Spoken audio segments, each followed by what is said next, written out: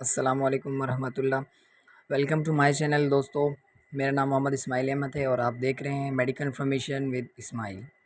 तो दोस्तों हमारा आज का जो टॉपिक है वो बीएसएन के सब्जेक्ट माइक्रोबायोलॉजी का है, जिसमें हम उनकी एक unit microbiology in everyday life का जिक्र करेंगे, कुछ उसके बारे में डिस्कस करेंगे। तो उसके कुछ ऑब्जेक्टिव्स क्लियर करेंगे। तो बिना किसी देरी के शुरू करते हैं अपनी आज की वीडियो। तो दोस्तों आज जो हमारा टॉपिक है वो है microbiology in everyday life. At the end of session student will be able to describe effect of microorganism on environment. इस लेक्चर के एंड में, सेशन के एंड में जो है स्टूडेंट इस काबिल हो जाएंगे कि वो माइक्रो ऑर्गेनिज्म और उसका एनवायरनमेंट के साथ इफेक्ट बयान कर सकें। List some safety measure to control water and food borne disease. ठीक है, सेफ्टी को हम देखेंगे कि किस तरह कंट्रोल करें कि वाटर और फूड बॉर्न डिजीज़ ना फैले। Differentiate between food infection and food poisoning. Food infection क्या होता है और फूड पॉइजनिंग क्या होता है वो भी हम डिफ़ाइन करेंगे। Microbial ecology. Microbial ecology explore the interrelationship between microorganism and their biotic living and abiotic non-living environment। यानी माइक्रोबियल इकोलॉजी उसको कहते हैं जिसमें माइक्रो ऑर्गेनिज़म का उसके अपने लिविंग और नॉन लिविंग यानी जानदार या बेजान एनवायरनमेंट के साथ ताल्लुक़ जो बनता है उसको हम माइक्रोबियल इकोलॉजी कहते हैं। Both useful and harmful interaction occur with an same microbial population. जब दो सेम यानी एक जैसी माइक्रोबियल पॉपुलेशन, कोई भी बैक्टीरिया हो, वायरस हो, कोई भी हो, जब वो एक साथ रहते हैं तो वो एक दूसरे को फ़ायदा भी पहुंचा सकते हैं या नुकसान भी पहुंचा सकते हैं। Positive interaction and cooperation. जब वो एक दूसरे को यूज़फुल होंगे तो पॉजिटिव इंटरेक्शन होगा जिसे हम कोऑपरेशन कहते हैं, और जब वो एक दूसरे के लिए हार्मफुल होंगे तो नेगेटिव इंटरेक्शन होगा जिसे हम कंपटीशन कहते हैं। Interaction between diverse microbial population. सबसे पहले हमारे पास है neutralism. Neutralism means a lack of interaction between two microbial population. Neutralism का मतलब ये है कि दो माइक्रोबियल पॉपुलेशन के दरमियान इंटरेक्शन यानी कि ताल्लुक़ ना होने के बराबर होगा, उनके दरमियान कोई भी बाहिमी ताल्लुक़ नहीं होगा, वो एक साथ नहीं रहेंगे। Occurred in different population. अच्छा, ये उनके अलावा किसी और पॉपुलेशन के साथ भी हो सकता है। कि नॉट अकर इन सेम और ओवरलैपिंग रोल माइक्रोब्स। ठीक है, सेम माइक्रोब्स में नहीं हो सकता है। ठीक है, और ओवरलैपिंग रोल माइक्रोब्स इसका मतलब ये है कि वो उनके या तो अपनी स्पीशी होगी या अलग स्पीशी होगी। ठीक है, उनके साथ इनका इंटरेक्शन हो सकता है। Often occur in microbes having different character and diverse nutritional requirement. ये उन माइक्रोब्स के साथ होगा जो कि मुख्तलिफ कैरेक्टर रखते हों और उनकी न्यूट्रिशनल रिक्वायरमेंट यानी ग़िज़ाइयत जो है वो मुख्तलिफ हो, ग़िज़ाई ज़रूरियात जो है वो दूसरे से मुख्तलिफ हो। Can be observe in marine water और हैबिटेट, यानी कि ये जो होते हैं ये ज़्यादातर मेरीन वाटर के अंदर पाए जाते हैं। Commensalism. Commensalism, a relationship in which one population benefits while the other remains unaffected. Commensalism हम उसको कहते हैं जिसमें एक ऐसा रिलेशन बनता है दो माइक्रोब्स के दरमियान कि एक फ़ायदा हासिल करता है और दूसरा ना नफ़ा हासिल करता है और ना ही नुकसान होता है उससे कुछ। Most microorganism on human skin are commensal. हमारे ह्यूमन स्किन के ऊपर जो माइक्रो ऑर्गेनिज्म जिसे हम नॉर्मल फ्लोरा कहते हैं वो कमेंसल्स होते हैं। हमसे फ़ायदा तो लेते हैं लेकिन ना तो हमें नुकसान पहुंचाते हैं और ना ही हमें फ़ायदा पहुंचाते हैं। Generally they are not harmful और बेनिफिशियल टू होस्ट। ठीक है, वो आम तौर पर नुकसानदेह नहीं होते। ठीक है, और ना ही अपने होस्ट को फ़ायदा पहुंचाते हैं और ना ही नुकसानदेह होते हैं। But organism benefit by fulfilling their nutritive requirement. लेकिन वो अपनी न्यूट्रिटिव रिक्वायरमेंट यानी ग़िज़ाइयत जो होती है वो पूरा करते हैं हमसे। इसकी एग्जांपल है कॉर्नी बैक्टीरियम स्पीशी। ठीक है, म्यूचुअलिज्म, सिम्बायोसिस। म्यूचुअलिज्म क्या है? A microbial association of two population in which both partner benefit. It also called symbiosis.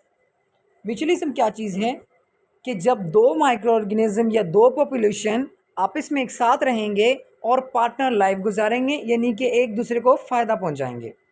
For example Streptococcus फैसिलिस और Escherichia coli in the gastro intestinal tract. हमारे gastro intestinal tract के अंदर दो किस्म के microbes पाए जाते हैं। एक का नाम है स्ट्रेप्टोकोकस फैसिलिस और दूसरे का नाम है एस्चेरिचिया कोलाई। ये दोनों क्या करते हैं, एस फैसिलस यानी स्ट्रेप्टोकोकस फैसिलस, ये क्या करता है, ये कन्वर्ट करता है आर्गिनिन को ऑर्निथिन में, और उसके बाद ई कोलाई आता है और वो ऑर्निथिन को यूटिलाइज यानी तोड़कर टुकड़ों में तकसीम कर कर उससे प्यूट्रिसिन बना देता है। One putrescine is produce, it can be consume by both species. जब ई कोलाई यूटिलाइज कर देता है ऑर्निथिन को और कन्वर्ट कर देता है प्यूट्रिसिन, तो उस प्यूट्रिसिन को ई कोलाई भी इस्तेमाल करता है और स्ट्रेप्टोकोकस फैसिलस भी इस्तेमाल करता है। इस तरह ये दोनों स्पीशी बेनिफिट्स हासिल करती हैं, एक दोनों काम कर कर एक दूसरे को बेनिफिट पहुंचाती हैं। Antagonism, a relation between two microbial population in which one population exert harmful effect on the growth of other। इसमें क्या होता है कि दो माइक्रोबियल पॉपुलेशन के दरमियान ऐसा रिश्ता जिसमें एक पॉपुलेशन दूसरे पॉपुलेशन को नुकसान पहुंचाती है, उसकी ग्रोथ को कम करती है, ठीक है। इट्स फर्दर क्लासीफाई एज, इसको फर्दर इस तरह क्लासीफाई करते हैं, एक कंपटीशन, दूसरा एमेंसिलिज्म, तीसरा पैरासाइटिज्म, चौथा प्रीडेशन। कंपटीशन क्या है, an antagonism in which different microbial population compete for a limiting growth factor.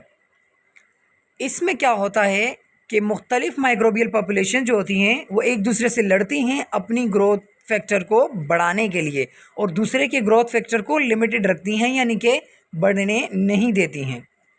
Amensalism, इसमें क्या होता है कि antagonism in which one population produce toxic substances for the inhibiting other।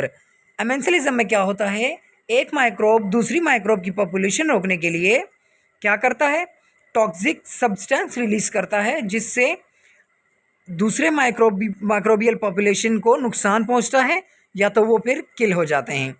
एसिडोबैक्टर convert ethanol to acetic acid in the presence of oxygen which have inhibitory effects on other microbes. Acetobacter क्या करता है, ethanol को convert करता है acetic acid में इन the presence of oxygen, oxygen की मौजूदगी में, ताकि अगले माइक्रोब की पॉपुलेशन और उसकी जो तादाद है उसको कम कर सके और ख़ुद की तादाद में इजाफा कर सके। एसिडोबैक्टर एथेनॉल को कन्वर्ट करता है एसिटिक एसिड में क्योंकि वो एसिडिक इन्वायरमेंट में रह सकता है। Parasitism, a relation in which a parasite population get benefit and their host population get harm। इसमें क्या होता है कि एक पैरासाइट दूसरे अपने होस्ट से फ़ायदा हासिल करके और उसको नुकसान पहुंचाएगा, ठीक है, और या तो वो दूसरे माइक्रो ऑर्गेनिज्म से फ़ायदा हासिल कर कर उसको नुकसान पहुंचाएगा। Most of pathogenic microbes are parasite. जितने भी पैथोजेंस होते हैं जो बीमारियां फैलाते हैं, डिजीज़ काउज करते हैं, वो पैरासाइट्स ही होते हैं। इनकी मैक्सिमम तादाद पैरासाइट्स ही होती है। Viruses are obligate intracellular parasite. Virus जो होते हैं वो ऑब्लिगेट इंट्रासेलुलर यानी इनका सेल के बिना कोई वजूद नहीं है। ये ऑब्लिगेट यानी इनके सेल के बिना ज़िंदा नहीं रह सकते हैं, और ये इंट्रासेलुलर पैरासाइट्स के तौर पर काम करते हैं, यानी सेल के अंदर जाते ही ये एज अ पैरासाइट काम करता है, हमारे सेल से फ़ायदा हासिल करके उसको नुकसान पहुँचाता है। Predation, the relation, this relation is developed when a large microbial cell attacks a smaller organism. The attacker or predator engulf and digests the smaller cell। इसमें क्या होता है कि लार्ज माइक्रोबियल सेल यानी कि जो सेल साइज़ में बड़ा हो और ताकत में बड़ा हो, वो छोटे सेल्स को ईज़िली अटैक करता है, इनगल्फ करता है और डाइजेस्ट कर देता है। Microbes interacting with environment, microbe का इन्वायरमेंट के साथ क्या रिलेशन है, क्या इंटरेक्ट है, वो हम पढ़ेंगे। Natural habitat of microbes, the planet earth is a complex ecosystem having 3 major habitats for microbes. हमारी जो प्लेनेट, हमारा जो सियारा है अर्थ, इसके अंदर बहुत ही कम्प्लेक्स, बहुत ही अजीब किस्म का इकोसिस्टम बनाया हुआ है जो कि 3 आदाद या हैबिटेट पर मुश्तमिल है माइक्रोब्स की। पहला है लैंड और टेरेस्ट्रियल हैबिटेट्स जो कि खुश्की में रहने वाले होते हैं। दूसरा है वाटर और एक्वाटिक हैबिटेट्स जो पानी में रहने वाले होते हैं। और तीसरा है एयर और एटमॉस्फेरिक हैबिटेट्स यानी कि जो हवा में यानी माहौल में रहने वाले होते हैं। Source of micro organism in atmosphere. अब हम पहला पढ़ेंगे एटमॉस्फेयर को कि एटमॉस्फेयर के अंदर माइक्रो ऑर्गेनिज्म का क्या ज़राए है। Microbes enter in the atmosphere from different source and then either die or transfer to other environment. Microbe atmosphere के अंदर कहाँ से आते हैं? मुख्तलिफ सोर्स के ज़रिए आते हैं और उसके बाद वो एटमॉस्फेयर के अंदर या तो मर जाते हैं या वो ख़ुद को ट्रांसफ़र कर लेते हैं दूसरे इन्वायरमेंट के अंदर। The main source of microbes in air is earth surface. ज़्यादातर माइक्रोब जो होते हैं वो अर्थ की सरफेस पे पाए जाते हैं। डस्ट पार्टिकल यानी कि मिट्टी के ज़रात में पाए जाते हैं। सरफेस वाटर रिजर्वॉयर यानी कि ठहरा हुआ पानी या पानी की सतह के ऊपर ये अपनी पॉपुलेशन बढ़ाते हैं। ओपन सेवेज यानी कि खुले जो गटर होते हैं, नाले होते हैं, जो गंदा पानी कहीं पर ठहरा होता है ये उस पर भी पाए जाते हैं। रिस्पायरेटरी ड्रॉपलेट्स ऑफ ह्यूमन यानी कि जो इंसान अपने मुंह से छींकता है यानी मुंह से छींकते वक्त, खांसते वक्त, थूकते वक्त जो ड्रॉपलेट्स खारिज होते हैं, निकलते हैं, उनके अंदर भी ये पाए जाते हैं। Influence of microbes on atmosphere. Microbes come from soil and influence atmosphere by metabolic activities. अच्छा, इसमें क्या है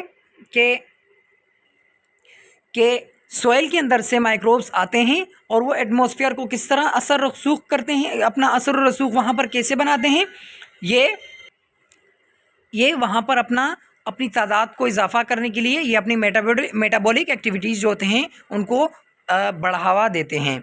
decrease the concentration of airborne pollutants in the atmosphere. जो एटमॉस्फेयर के अंदर माइक्रोब्स होते हैं वो क्या करते हैं? एयरबोर्न पोल्यूटेंट्स यानी कि वो पोल्यूटेंट्स जो कि हवा की ज़रिए जो बीमारी कॉज होती है उसका बाइस बनते हैं, उनकी कंसंट्रेशन को कम करते हैं हमारे एटमॉस्फेयर के अंदर, जिनमें एग्जांपल में मीथेन, हाइड्रोजन, कार्बन मोनोऑक्साइड और बेंजीन और इसके अलावा भी शामिल हैं। Decrease some reactive gases which produce greenhouse effects such as carbon dioxide, methane, nitric and nitrous oxide. ये क्या करते हैं? कुछ ऐसी रिएक्टिव गैसेज जो कि ग्रीन हाउस इफ़ेक्ट का बाइस बनती हैं उनको कम करते हैं। ग्रीन हाउस इफ़ेक्ट क्या है? जब हमारे माहौल के अंदर रिएक्टिव गैसेज यानी कार्बन डाइऑक्साइड, मीथेन, नाइट्रिक और नाइट्रिक ऑक्साइड का इजाफा होता है तो हमारा माहौल गर्म होना शुरू हो जाता है। तो इन रिएक्टिव गैसेस की वजह से जो गर्माइश पैदा होती है उसको हम ग्रीन हाउस इफ़ेक्ट कहते हैं। Pathogenic microbes in the air can cause airborne और ड्रॉपलेट इन्फेक्शन। पैथोजेन जो माइक्रोब्स जो होते हैं जो कि हवा में मौजूद होते हैं वो कौन सी बीमारी का सबब बनते हैं? एयरबोर्न यानी हवा के ज़रिए होने वाली बीमारी, और ड्रॉपलेट इन्फेक्शन यानी कि जो ड्रॉपलेट की फॉर्म में इन्फेक्शन पैथोजेंस हमारे जिस्म के अंदर इंटर होते हैं माउथ के ज़रिए, नेज़ल के ज़रिए, उनका भी बाइस बनते हैं। Kinds of microbes in atmosphere. Atmosphere के अंदर मुख्तलिफ़ किस्म के जो होते हैं माइक्रोब पाए जाते हैं, जिनमें algae, fungi, bacteria, protozoa, yeast and are present in the atmosphere particularly near the earth surface. ठीक है, fungi constitute the large portion of the atmospheric flora. हमारे एटमॉस्फेरिक फ्लोरा के अंदर ज़्यादातर जो पोर्शन होता है वो फंजाई पर मुश्तमिल होता है। इसके अलावा कुछ common organism in the air are, इसके अलावा मुख्तलिफ जो ऑर्गेनिज़म हमारे एयर के अंदर पाए जाते हैं जिनमें क्लेडोस्पोरियम, इसके अलावा alternaria, penicillium, stemphylium, micrococcus, staphylococcus, pseudomonas, Gram positive bacilli and cocci, Gram negative bacilli and spore forming bacilli. ठीक है। Microbes in water. Microbes and their activities in fresh and marine water including lakes, rivers, seas, sewage and drinking water। हमारे माहौल के अंदर, पानी के अंदर microbes पाए जाते हैं, फिर वो पानी चाहे कहीं का भी हो, ये माइक्रोब वहाँ पाए जाते हैं और अपनी एक्टिविटीज़ को परफॉर्म करते हैं। वो पानी चाहे मीठा पानी हो, नमकीन पानी हो, झील का पानी हो या फिर बहते हुए आबशारों का पानी हो, ठीक है, समंदर का पानी हो, सेवेज यानी गटर नालों का पानी हो या पीने का पानी हो। ठीक है। Growth depend on the amount of available minerals, nutrients and the dissolve oxygen in water. इनकी अफजाइश यानी इनकी नशोनुमा किस चीज़ पर इन्हिसार करती है? मिनरल्स पर, न्यूट्रिएंट्स पर और पानी में हल शुदा ऑक्सीजन पर। Contamination of water start from the beginning when water reaches the earth through air. Then water gets contaminated by microbes via soil, dead plants and animal. पानी कब मुतासरा होना शुरू हो जाता है? जब वो स्टार्टिंग में ज़मीन से पहुँचने से पहले जब वो हवा में होता है, यानी कि जब बारिश होती है तो बारिश के ड्रॉपलेट्स जो होते हैं वो हवा से होते हुए ज़मीन तक आते हैं। लेकिन जब वो हवा से होते हुए आ रहे होते हैं तो हवा में मौजूद माइक्रोब्स उसके साथ इंटरेक्ट हो जाते हैं, उसके साथ शामिल हो जाते हैं और वो ड्रॉपलेट को भी गंदा कर देते हैं, मुतासरा बना देते हैं। The natural water source are contaminated by human and animal excreta by our domestic and industrial waste. हमारा जो नेचुरल वाटर है वो किस तरह कंटामिनेटेड मुतासर होता है? जब इंसान और जानवर के एक्सक्रीटा यानी फजला और हमारा डोमेस्टिक और इंडस्ट्रियल वेस्ट यानी कि हमारे फैक्ट्रीज़ और सनतों से खारिज होने वाला गंदा पानी या गंदा कचरा इनको ख़राब कर देता है। काइंड्स ऑफ वाटर हमारे एटमॉस्फेयर के अंदर, हमारे इन्वायरमेंट के अंदर 3 मुख्तलिफ़ किस्म का पानी पाया जाता है। पहला एटमॉस्फेरिक यानी माहौल का, दूसरा सरफेस यानी कि सतह पर जो मौजूद होता है, और तीसरा ग्राउंड वाटर जो कि ज़ेर ज़मीन या कुओं में होता है। Microbial biological composition of water. Autotrophic bacteria are common and with some protozoan in unpolluted water because of low organic nutrients. Autotrophic bacteria वो बैक्टीरिया होते हैं जो कि अपनी ग़िज़ा ख़ुद तैयार करते हैं। ये ज़्यादातर प्रोटोजोआन के साथ, कुछ प्रोटोजोआन के साथ अनपोल्यूटेड वाटर में पाए जाते हैं, जो कि अनपोल्यूटेड वाटर के अंदर लो ऑर्गेनिक न्यूट्रिएंट्स यानी ऑर्गेनिक न्यूट्रिएंट्स की तादाद कम होती है। In polluted water, there are large number of organic matter, so that the microbes present in such water are usually heterotroph. Heterotroph वो होते हैं जो अपनी ग़िज़ा खुद तैयार नहीं कर सकते हैं। ये polluted waters में मौजूद होते हैं जो कि आलूदा पानी होता है। क्यों? क्योंकि इनके अंदर ऑर्गेनिक मैटर की तादाद ज़्यादा होती है। Pathogenic microorganism enter the water through sewage contamination. ठीक है, पैथोजिन जो होते हैं वो ऑर्गेनिज्म कहाँ से एंटर होते हैं? सेवेज कंटेमिनेशन के अंदर, यानी जो पानी आलूदा होता है, गंदा होता है, मुतासरा होता है, उसके ज़रिए एंटर होते हैं। इनकी एग्जांपल में इकोलाई, एस्पेसिलस और सी परफेरेंजेस आता हैं। Microbiological composition of water. The sea water in high in salt, therefore only halophilic organism survive in it. ठीक है, हमारे सी वाटर समुद्री पानी के अंदर नमक की तादाद, नमक की कंसनट्रेशन ज़्यादा होती है, जिसकी वजह से इसके अंदर हेलोफिलिक यानी वो माइक्रो ऑर्गेनिज्म पाए जा सकते हैं जिनका हैबिटेट नमकीन होता है और वो वहाँ पर ज़िंदा रहते हैं। Most of marine bacteria are halotolerant और स्लाइटली टू मॉडरेटली हेलोफिलिक। ठीक है, बहुत सारे जो मेरीन वाले बैक्टीरिया होते हैं वो हेलो टॉलरेंट यानी कि नमक को बर्दाश्त कर सकते हैं। ठीक है, और ये स्लाइटली तौर पर, मॉडरेटरी तौर पर हेलोफिलिक होते हैं। इसकी एग्जाम्पल में विब्रियो, एसिनोबैक्टर, सोडोमिनास और स्टेफिलोकोकस है। वाटर बॉर्न डिजीज़ हमारे पास दिए गए हैं। डिजीज़ क्या हैं? बैक्टीरियल भी हो सकते हैं, वायरल भी हो सकते हैं, प्रोटोजोआ भी हो सकते हैं। बैक्टीरियल में होगा तो टाइफॉइड फीवर होगा जो कि सैल्मोनेला टाइफी काउज करेगा। पैराटाइफाइड फीवर कौन काउज करता है? एस पैराटाइफाइड यानी कि सैल्मोनेला पैराटाइफी। कोलेरा कौन काउज करता है? Vibrio cholera. शिजिलोसिस जो एक बीमारी है, ये कौन काउज करता है? शिजिला डाइसेंट्रिया। ठीक है, गैस्ट्रोएंटेराइटिस ये कौन काउज करता है? ये एस्चेरिचिया कोलाई की वजह से काउज होती है। ठीक है, इसके अंदर ये इसकी वजह का बायस बनते हैं। वायरल यानी कि वायरल इन्फेक्शन को, वाटर बोर्न डिजीज़ कौन सी हैं? पोलियोमिलाइटिस जो कि पोलियो वायरस की वजह से होती है। इन्फेक्शन हेपेटाइटिस यानी जो हेपेटाइटिस ए वायरस की वजह से होती है। डायरिया जो कि नॉरवॉल्क वायरस की वजह से होती है। एंड प्रोटोजोआ के अंदर अमेबिक डायसेंट्री जो कि एंट अमेबा हिस्टोलेटिका की वजह से काउज होती है। Measure to control microbes in water. Water के अंदर हम किस तरह माइक्रोब को कंट्रोल कर सकते हैं? In order to check the transmission of pathogen there must be, हम पहले चेक करेंगे कि जो माइक्रोब्स हैं उनका मोड ऑफ ट्रांसमिशन, उनका रूट ऑफ ट्रांसमिशन क्या है, किस ज़रिए वो फैलते हैं, हम उनको रोकने की कोशिश करेंगे। Water purification method to provide safe drinking water.